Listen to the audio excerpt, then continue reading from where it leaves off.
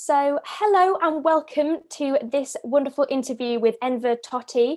I am Maddie Drury and I will be chairing the interview. We're here for Yet Again, which is a youth-led initiative raising awareness of and increasing knowledge of modern atrocity. Just a word of warning for viewers today that we are going to be talking about very sensitive content. So please be mindful of that before you begin watching. This is also part of the Stop Uyghur Genocide campaign, which goes alongside Rosie Mullen's wonderful article about organ harvesting, and which has already been published, and you can find it at yetagainuk.com. So why are we here? We are here to discuss a very sensitive topic from the early 2000s, in which the Chinese Communist Party marked a rise in transplant surgeries despite having no voluntary system of organ donation. The Chinese Communist Party has been accused of carrying out forced organ donation by multiple ethnic groups. Campaign groups, such as the one we're here with today, argue that these organs are then sold for profit. The most recent allegations from campaign groups suggest that the Uyghur population is being killed for their organs. So with that in mind, we are extremely grateful to my interview subject today, Enver Tohti, who is a former doctor who lived in China in the Xinjiang province in the 90s and is now a political asylum seeker in the UK. So thank you so much for being with us today, Enver. I appreciate that it takes a lot of guts politically and socially for you to be here. So thank you so much.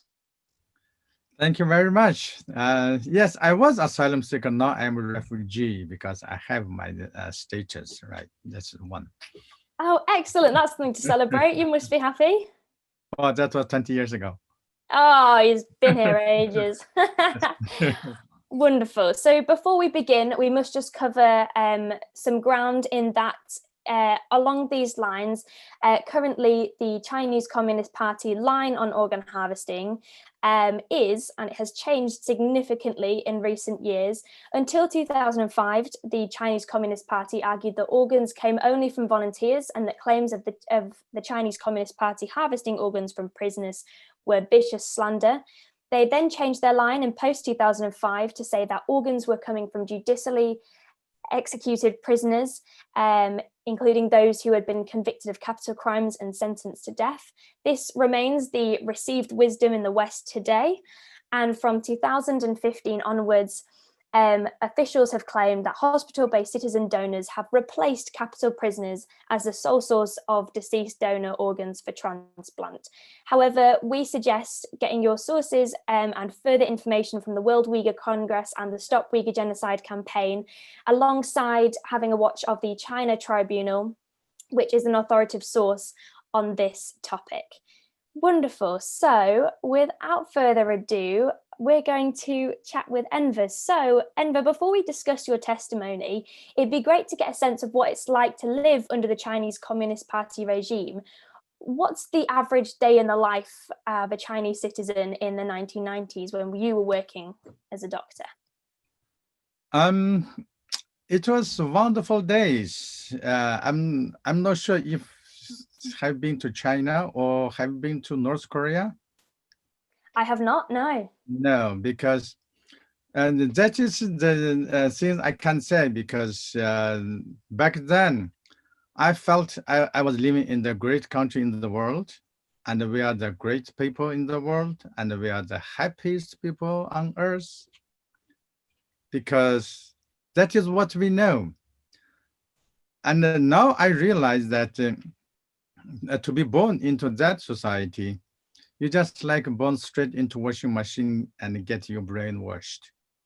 So because you believe everything is true and everything presented to you, it's such great, and everything presented to you about abroad, it's famine, it is poor, it is a chaos, and there's war everywhere. So we thought we are living in the greatest country in the world. That is our mindset back then.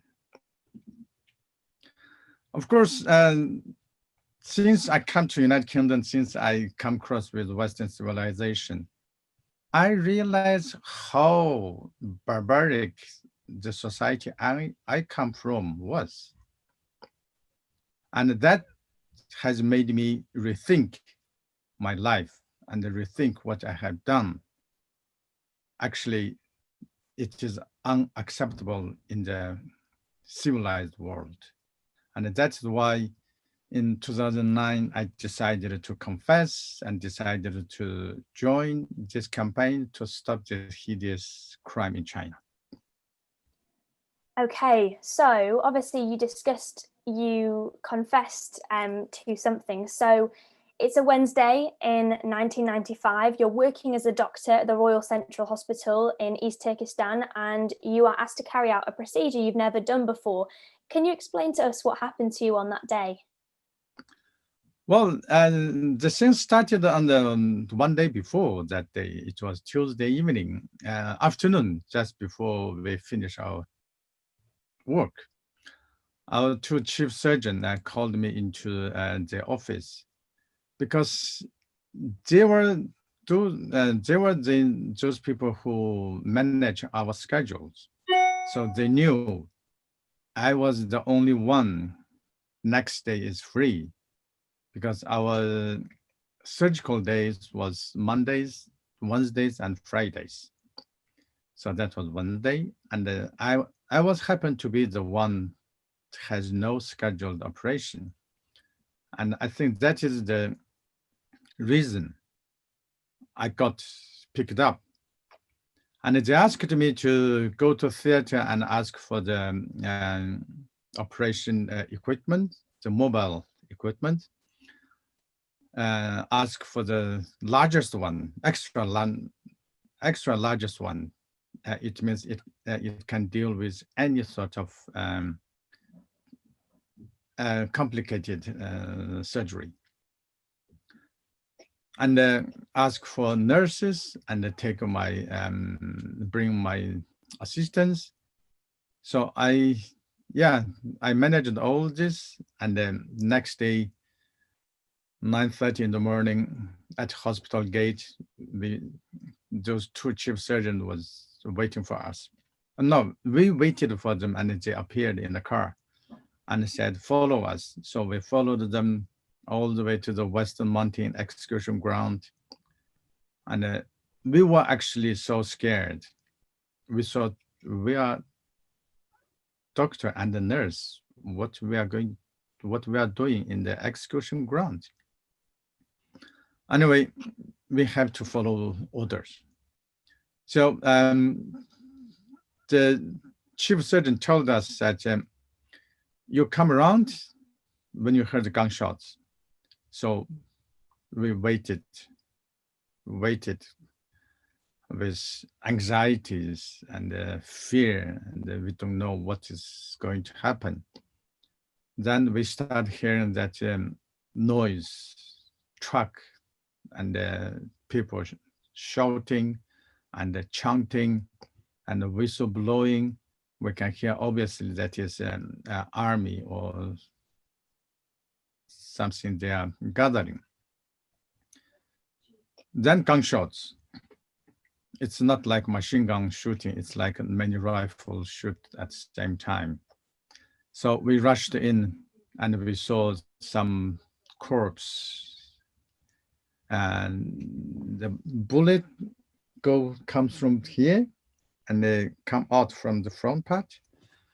So the corpse front part is blowing it away. Well, since we are medically trained, we are not that scared about seeing bodies, but that things still creeped us a lot.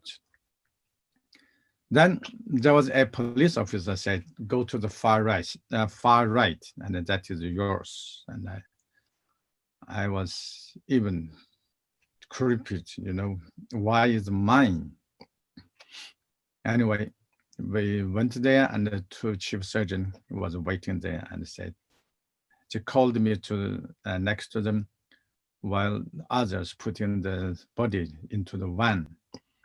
And she said, no, do as quick as you can, remove liver and kidneys. At that moment, I understood why I was there. So that moment, I also become a robot, like programmed robot, trained to do what was programmed to do. Then it didn't take me that long. I removed it, and I found such operation is rather easy. Those two chief surgeons, they took organs, and they told me, now you take your teams back to the hospital, and remember, nothing happened today. Of course, we know what that means for being living in that society, and we knew that is a daily routine that is normal. So since that day on, none of us has ever talked about it until 2009, when I see Ethan Gutman was presenting a book in Parliament, Westminster. And when he says it's extremely difficult to find first-hand evidence, so I raised my hand. And since then, yes, here I am doing this, try to stop this. Wow, thank you so much. I mean, I can't believe it was just one moment that kind of overcame you, because it was no easy task, the actual process of harvesting someone's organs. You have said in a previous testimony that the patient tried to resist your scalpel, and you mentioned in the committee panel in 2017 that you didn't feel guilty at first. What do you mean by this? As I just explained to you a little earlier, that I was a member of that society, and I thought I was living in a great country. And to maintain that country as great, we had to eliminate all this enemy of the state. Since I was, that time in whole China, there's only one employer, that is the state. Everybody working for the state. So since you are working for the state, you are categorized as part of the ruling mechanism. So eliminating enemy of the state, it is your duty. Even you are not soldier, you are not police officer, you are just ordinary man, but still, that is how we were told. We were taught by the CCP ideology. So that is one. Secondly, because I saw that man, if he was convicted to death penalty, he must be guilty, and therefore he's enemy of the state. And secondly, I become that, trained robot, just carry on what I was told to do. Yes, when this corpse, this body was slightly different with others because he was wearing civilian clothes and his head wasn't shaved.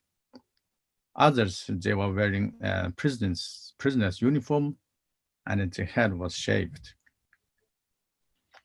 So when I tried to cut through, his body was trying to struggle, resist my incision, but he was too weak to resist. And when I cut the skin open, there was bleeding. That indicates the heart still pumping the blood. So that is to say he was alive. Yeah, he was shot to the right chest. And I understood why, because a shoot to the right chest, it will enough to knock you off, but you will not die immediately. You have time, giving time to remove his organs. So I didn't feel guilty. I didn't somehow even felt excited because it's not every young surgeon's chance you can experience it. But now it is haunting me.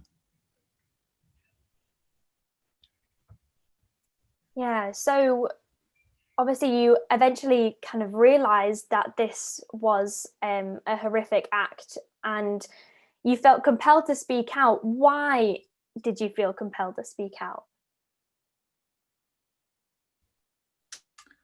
I'm not sure I understood this, what you just said. So you said that you put your hand up in Westminster to try and offer help, some first-hand evidence. Why did you feel so strongly that you needed to say something? Yes, as I explained that when I come to this country, I started reading just materials, documents, which was not available in China. Then I understood a human being's life is not subject to another human being's willing. No. And I understood human beings do have dignity and do have human rights. So it's not up to the state to decide you should live or not. But in China, yes, that is up to the state. If you are still alive, you should be grateful. You should be grateful they didn't kill you. So with such mentality, and come to the Western civilization, when you felt all whatever you were believing in was turned upside down, it is culture shock. It is really, really shock. Then you realize the things you have done, it's actually a criminal offense. In my case, that man died because of my action. He also, although he was shot, he will die soon, but I have shortened his already shortened life. So technically, I was the killer. I shot this. He died because of my action. So that puts me into deep shock and a deep depression. Even after I confessed in Westminster 2009, I was worried so much because I didn't know how the West will look at me, how the West will take me as criminal or what. So I'm still sometimes have mixed feeling, thinking one day there may be a judgment and put me into bring me into the judge, say, look, this is what you have done.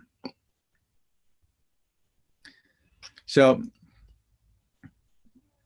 I often go to mosque to pray in case if that man was Muslim. I go to church to pray in case he was a Christian. I also go to temple to pray in case he was a Buddhist, because I don't know him. And I confess and I pray for him, say, look, it wasn't my intention. I didn't intend to do that. Yeah. Thank you. Seriously, thank you. You know, to feel this sense of remorse in a very complex situation, that will stay with you forever. So thank you for sharing us those emotions with us. I'm going to move on slightly to talk about the new allegations and your understanding of them as someone who's been within that system. So for our audience, I'm going to just list the basics of what we know so far. So the wider allegations: China makes a profit from organ harvesting. The China Tribunal, which you were part of in 2019, estimates that $1 billion is made per year from organ harvesting, but other estimates suggest more. And why the Uyghur population? Why are we discussing them today? Well, campaigners say that since 2015, the CCP has undertaken a campaign against the Uyghur people. This has included blood testing, DNA typing, and the reported shipment of Uyghurs from East Turkestan to the Chinese interior by rail. Former Uyghur detainees, now in exile, have reported blood tests and physical examinations which are consistent with those necessary to establish organ health, which is obviously extremely worrying for campaigners in the Uyghur population worldwide. We also know that there is a market in the Middle East for countries, for Middle Eastern countries, for halal organs, and the Uyghur population typically do not eat pork or alcohol. Campaigners say that this could be a reason the group is being targeted. Our sources for this information is the China Tribunal. And it's also not a new practice, as we've learned from Enver's fantastic testimony. This is just another part of the persecution of the Uyghur people and a wider genocide. So with your experience, Enver, what is your take on the allegations against the Uyghur population, against the CCP of the Uyghur population, that they are being killed for their organs? I think if we only discuss why the CCP killed Uyghurs for their organs, I think we are jumping into a small trap. Because then you will have difficulty to explain it. What my understanding is, we have to look at this whole picture, and that starts in 1949. In 1949, when Communist army pushed by the Russian, by Stalin, asking them to occupy Xinjiang, Chinese army were hesitated. And after few push by Stalin, they occupied Xinjiang. Xinjiang that time was poor, now is rich. The reason is quite different. Xinjiang is rich for resources, and that resources was useless in that time. That time, people need is arable or land can be farmed. Xinjiang is lack of such land. So Communist China, they didn't want to develop this land, this piece of land. Instead, they use this whole land as a rubbish pond. They started doing every sort of experiment there. For example, since 1964 to 1996, they tested 48 nuclear devices. 2 didn't explode, so there was 46 nuclear explosion. As that result, the cancer patient in Xinjiang is out of control now. Is out of control. There is a largest provincial tumor hospital located in the capital city of Urumqi, which contains 2,500 beds against its small population, 25 million. In China, there's another province called Henan province.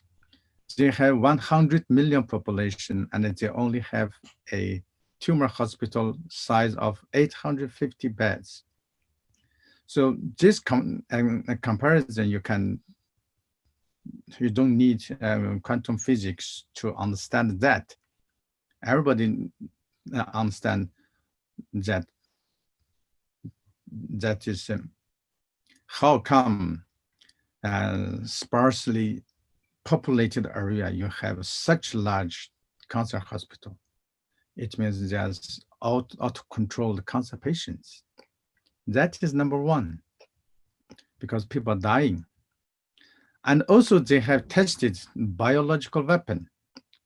There was a professor from Soviet Red Army, Professor Ken Alibek, who wrote a book called Biohazard. On his book, he said that in 1980, there was a biological weapon laboratory accident in Xinjiang, which caused pandemic, 2 different pandemic at the same time. That is half true, because Chinese just high-tech weapon design, produce, and storage, they are not located in Xinjiang. They're only tested in Xinjiang. So that is the evidence they tested a bioweapon in 1980. And this organ transplantation in Xinjiang, it can be traced back to 1990. I was in an outpatient department, and there were children brought by their parents. Those children were gone missing for 3 months and come back. Those parents, because there was a rumor people are stealing young boys' kidney. So those parents took the children come to me. I examined more than 100, and I found 3 of them to have scar on their body. And ultrasound and scan confirmed there was 1 kidney missing. The reason they treated this land like a gigantic human lab was that we don't have master on this earth. There's nobody speak for us in China as well as in the world stage. We thought we are Muslims, so Muslim country might help us. No, Muslim country, instead of helping us, they sent a letter to the Chinese government, said, what you are doing to Uyghur Muslim, you well done. You are doing good. That is the message Muslim world passing to us. So that, sorry, I lost my. You were just talking about the message that the Muslim world is sending to China, and you're critical of that. And talking about the wider history of why the Uyghur population has been intimidated. Uyghur population being targeted, I just explained that there are other atrocities, which is quite not known to the world. I made a documentary film with Channel 4. It's called Death on the Silk Road. It is on YouTube, you can watch it. And then you can see how terrible that radiation in that part is. So then come to this concentration camp. The world stage, world media understood that Chinese, they put these people into concentration camp because of preventing terrorism and try to educate them. Then so they will be trained and come back to society. That's not true. I think the world media and the world stage is going wrong direction on this issue. The real reason is that Chinese CCP's ideology of domination of the earth and One Belt, One Road project is the starting point of the Chinese try to dominate this world. So for that, they have to put that Chinese national security as the first priority. Since in Xinjiang, there were twice established that East Turkestan Republic, both of them were supported or pushed by the foreign forces. Chinese, they knew that. That is the reason they locked down millions of Uyghurs, so that if any other country want to destabilize Chinese society, then you will not find people to mobilize. That is the mindset. That is what they're actually doing. So they are targeting Uyghur because Uyghur, there's no voice on the world stage. That is the only reason. So you're obviously critical then of the international response to the Uyghur population's persecution. And alongside this, I guess it's important to acknowledge that besides you, there are only a handful of first-hand accounts of these allegations. So is this really substantial evidence that an international organization can get behind? Look, China is the country hiding behind an iron curtain still. So if we want this direct evidence, we have to go there. China has to allow the independent investigation, but that they will never allow it. So what we can do is we only can use Chinese data against Chinese own allegation. Let me give you a few examples. It is very easy, it can be obtained.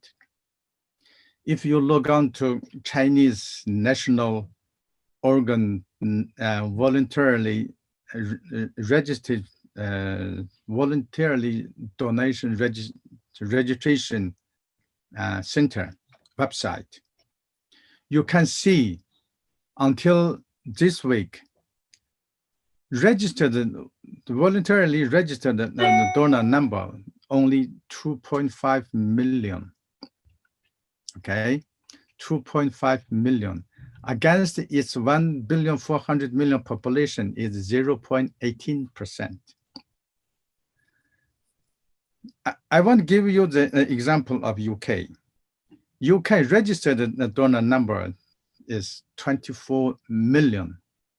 Despite such large number in UK, you still need to wait for years to get one kidney. But in China, despite such small numbers, you can have 4 hearts in 13 days. How can you manage that? And all of this was reported about in Chinese, their own state media. For example, in February this year, Chinese Beijing Youth Daily newspaper reported a new way of treating coronavirus. And they said there was a man whose lungs was totally destroyed by the virus. What they did is they found a new pair of lungs for him. How long it took? It took 20 hours. And the Chinese, in China, there were 174 licensed organ transplantation center hospitals. But you only have 2.5 million registered potential donor. So now you have the largest number of organs. How this can be added up? Where are those organs coming from? This is the question they have to answer. And those statistics is published by Chinese government. They have to answer this question. If they could, then I will admit I was wrong. And then if they can't, this has to be investigated. And another example is in Xinjiang, Kashgar, at the airport, on the floor, there was a sign sticked on the floor. It says, human organ and organ transplantation pathway. So can you imagine how big that traffic should be and to made the airport to make expressway so you could pass the control as quick as possible. If there's only one or two, they don't need that. That indicates that in this city, they're exporting human organs. Otherwise, they don't need such pathway. If they have such pathway, it means they're massively exporting human organs. And Kashgar only has population of 200, 300,000. How? How can they massively export human organs? And then there's another airport. It's in Qinghai. If we see such sign in Henan province, we may understand because Henan province, they have population of 100 million. But Xinjiang population is 25 million and the Qinghai population is similar, 30 million. How on earth that sparsely populated area can massively export human organs? How? We can't calculate this. I can't get my mind turning around. That is impossible. And the third one is even creepy. In 2008, in Kunming city, there were 6 surgeons. They have published a medical paper in a medical journal. And it says that about transplantation. And it states that it says, when donor brought into the room, into the theater, general anesthetic applied. This gives you a hint that this donor was alive. Otherwise, you don't need general anesthetic. But if this operation, if it was a kidney transplantation, I have no objections because I can sell 1 kidney and take my money, go home. But this medical paper is talking about 2 cases of heart and lungs combined transplantation. They confess, they admit the donor was alive. And they didn't tell you what happened after they took this donor's heart and lungs. And this is published on the Chinese medical journal openly.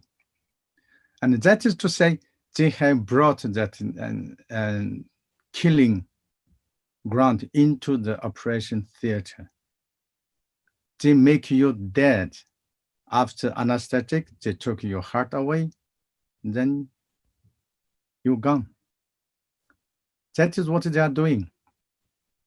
And this is not made up by me. This is on the Chinese medical journal. It's published in 2008.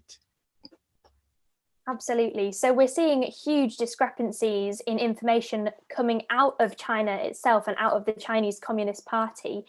So this is why you and others decided in the West to sign a letter, I understand, asking people to end medical contracts and medical relationships, I understand, in transplantation. I'm not making this very clear, am I? You wrote a letter asking to suspend contracts with medical specialists in transplantation in China, amongst other demands, in response to this huge discrepancy in information coming out of China. So why did you feel this was so important to sign? I'm not against this technology. Organ transplantation is good technology. It extends human beings' life. But what I'm against is a person shouldn't be killed for his organ. And organ donation should be legalized and should be scrutinized. So only under one condition, if this patient is willing to, then I have no objection. The problem with this is that the recipients of organs, they are often those powerful or very rich people. Powerful and rich people, they can manipulate a country's policy, even the world politics. So we're dealing with very powerful forces at work here. Well, thank you so much, Enver, for sharing your testimony with us. As I said before, it really shows great courage and strength that you're able to share such a traumatic period of time with us. Is there anything else you'd like to add about the situation? I wanted to say one thing. Okay, I think that's all. That's all wonderful. Thank you so much, Enver. We're now going to speak with Rahima. Are you there, Rahima? If Rahima can hear us. Can you hear us, Rahima? You're just on mute. If you could unmute that.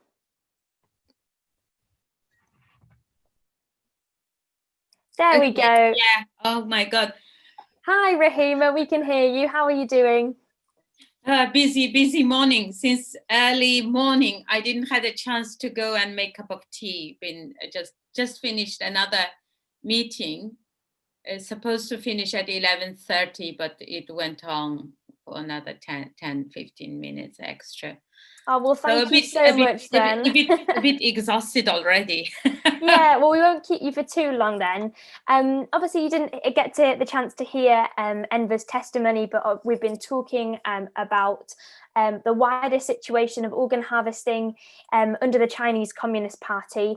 And then we discussed, obviously, the current persecution against Uyghurs and how that relates to organ harvesting and the limited information we're getting out of the country. So, without further ado, I'm going to introduce Rahima to the video. So Rahima is the UK project director of the World Uyghur Congress and a campaigner who is bringing attention to the human rights of Uyghurs. So Rahima, what is it like to be a Uyghur in 2020? Well, it's extremely difficult. Honestly, whether, Uyghurs living inside the region in East Turkestan, or, like myself, living, outside. I left my country in 2000 and I never went back to see anyone. I was not allowed to return home. Then from 2017, January 2017, now almost 4 years now, I don't know what happened to my family, my sisters, my brothers.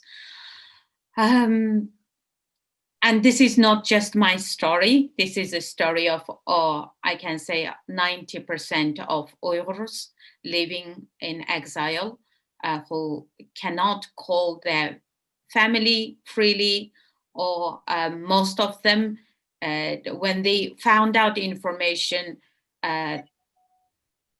often it's a bad news. Many of the family members taken into the concentration camps, and many have received lengthy prison sentence, or many disappeared, so they don't know what happened to them.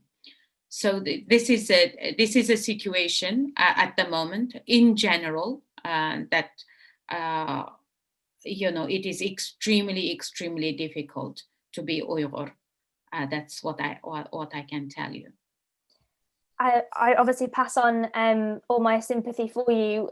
At the moment, we're dealing with a situation in which the information is so sparse, and to mix that with you not being in communication with your family must be extremely difficult. So facing all of that personal turmoil, what motivates you to keep campaigning? You've been at this for 20 years.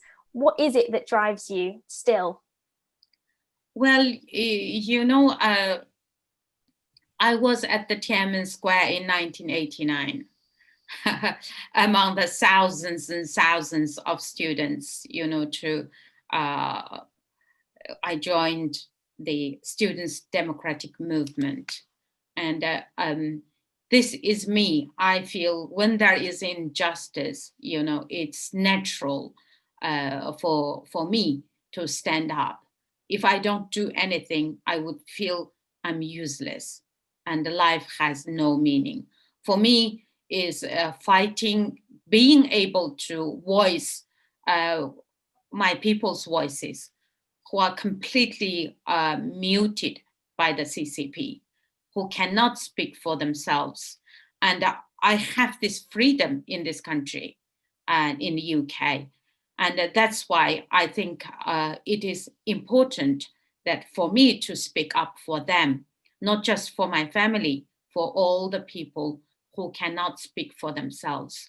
So that is, I don't think I'm doing something really heroic because at least I know I am safe here. But I think that is my duty as a Uyghur and also as a human being, to take responsibility for other people, who is under such oppression.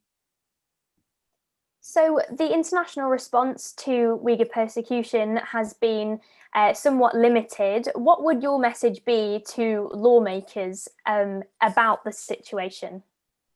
Well, my message is recognize what is happening to my people in the Uyghur region in East Turkestan as genocide, and take the Chinese CCP officials, especially who are responsible for this atrocity, for this crime against humanity, to be punished.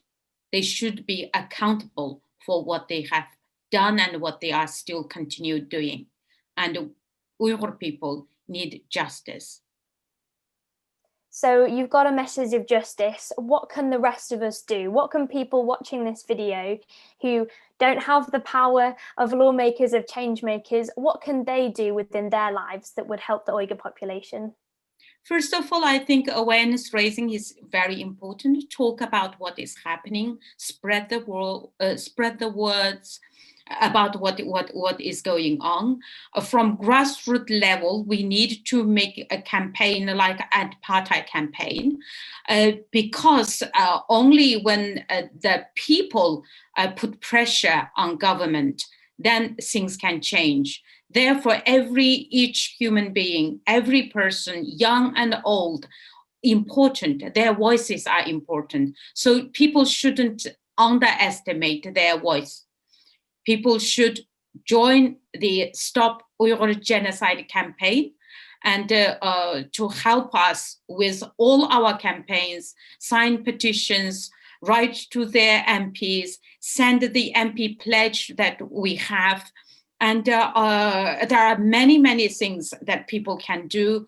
We are going to be launching the Olympic, for example, Stop Olympic 2022. There is already campaign exists, No Right, No Game campaign. People should also support that and make sure that we, as people, not only just spread words among ourselves, but also try to put pressure to our own government, to our MPs, and ask them to act.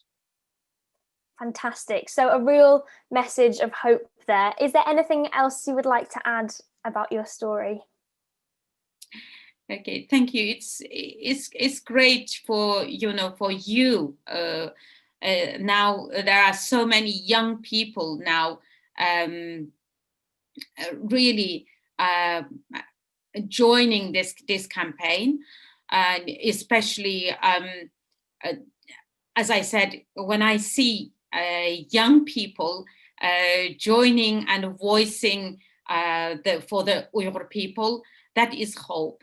And I want more and more people can join our campaign and do more to support the Uyghurs, and at least make the Uyghur people feel that they are not alone. They have many allies. There are many kind-hearted and justice-loving people out there that they are trying to stop this genocide. And so that alone is important, because the Uyghurs, as I said, whether they're living in East Turkestan or outside, we're all suffering. And we are suffering, the people inside, they are suffering from this terrible, unbearable, and unbelievable oppression, whether people inside the camps or outside, they are not free. And the people like myself and the many other Uyghurs living in exile, we are suffering because we are witnessing from afar a genocide is happening to our people. And we don't know what happened to our own loved ones. And there are many Uyghurs. Recently, for example, I visited Turkey. I visited university, Bursa University, young students, and there are many had to now receiving, going for counseling because they are on the verge of a mental breakdown because of what is happening. So having, these support. It makes huge difference, because people feel there is hope. There are people out there helping us. That hope is very, very important. What is keeping me doing my work? What motivates me to do what I am doing every day, almost day and night, is a hope. So we need to give more people hope that although our enemy, the CCP, is very powerful, but the people's power and the people who stand on the side of justice, they are far more powerful than the evil. So that is what I can say. Yeah. Well, Rahima, you absolutely have our support, and thank you so much to both Enver and Rahima for sharing your stories today. You are both incredibly brave people, and we really truly appreciate what it means to tell your story again and again in hopes that we're going to build a better world. So thank you so much, and good luck with the rest of your weeks. I'll be in contact after we've got all this out. Is there anything else you'd like to say before we say goodbye? No, that's okay. Thank you so much for doing this, and I'm just so grateful that as I said, you giving us hope, and we need more people like you. Yeah. Oh, thank you. Pleasure is all ours. Thank you. Thank you. Brilliant. I just wanted to reiterate those sentiments. Thank you both so much for speaking to us today. And this has been really useful for me and for going forward with the Yes Again UK campaign for raising awareness for the Uyghurs and also organ harvesting in China. So thank you both really sincerely. Thank you. Yeah. So anytime if you need extra information of you just reach out to us, Okay. Brilliant. Take care. Thank you. Bye. Thank you. Thank you so much, both of you. Goodbye. Bye.